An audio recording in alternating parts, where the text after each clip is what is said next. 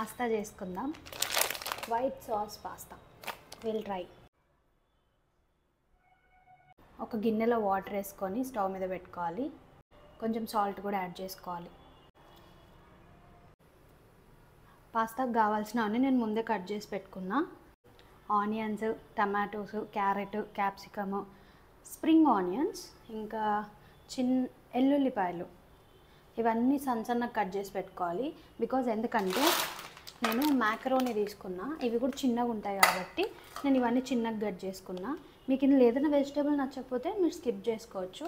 ఏదైనా వెజిటేబుల్ నచ్చితే ఆ వెజిటేబుల్ని దీంట్లో యాడ్ చేసుకోండి.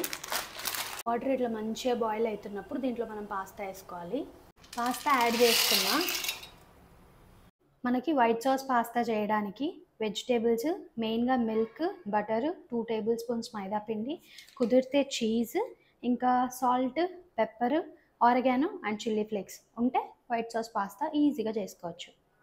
మధ్యలో దీన్ని కలిపి చూసుకుంటుండండి, మరీ మెత్తగా అయిపోకూడదు. నాకైతే 10 మినిట్స్లో బాయిల్ అయిపోయాయి.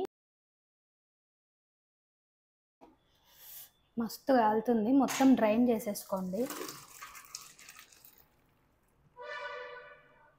వాటర్ని డ్రైన్ చేసుకొని పక్కన పెట్టుకుందాం. పాస్తా వాటర్ కొన్ని సైడ్కి తీసి పెట్టుకోండి. ఇప్పుడు మనం వైట్ సాస్ పాస్తా చేసుకుందాము. దానికి కడాయి పెట్టుకోవాలి. కడాయి హీట్ అయ్యాక బటర్ వేసేసుకోండి. బటర్ కరిగాక కట్ చేసిన ఎల్లిపాయలు వేసుకోవాలి. దాంట్లో ఎల్లిపాయలు గోల్డెన్ బ్రౌన్ వచ్చే వరకు వేయించుకోవాలి. ఇవి బాగా వేగాక 1 స్పూన్ మైదా పిండి వేసుకోండి. మీ కన్సిస్టెంట్కి తగ్గట్టు నేను చూసి ఇంకో స్పూన్ వేస్తా. ఉండలు లేకుండా దీన్ని మంచిగా బటర్తో మెల్ట్ చేసుకోవాలి. బటర్ సరిపోకపోతే కొంచెం బటర్ యాడ్ చేసుకోండి. ఈ కన్సిస్టెన్సీలో ఉండాలి. ఇప్పుడు దీంట్లో మనము సన్నగా కట్ చేసిన ఆనియన్స్ వేద్దాం.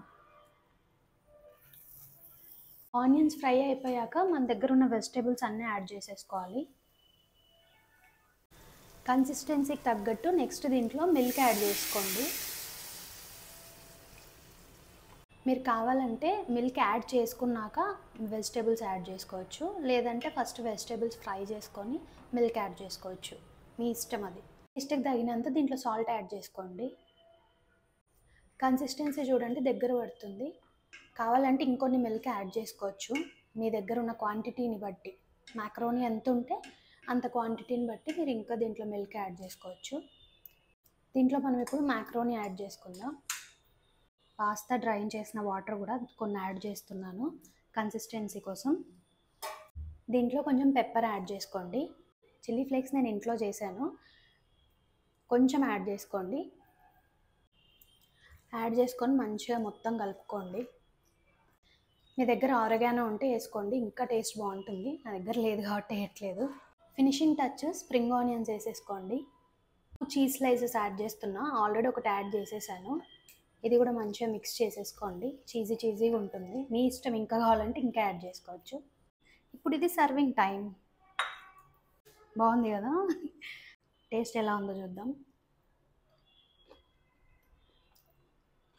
నిజం చాలా బాగుంది. ఈ రెసిపీ మీకు నచ్చితే లైక్ చేసి, కామెంట్ చేసి, సబ్స్క్రైబ్ చేసుకోండి. బాయ్.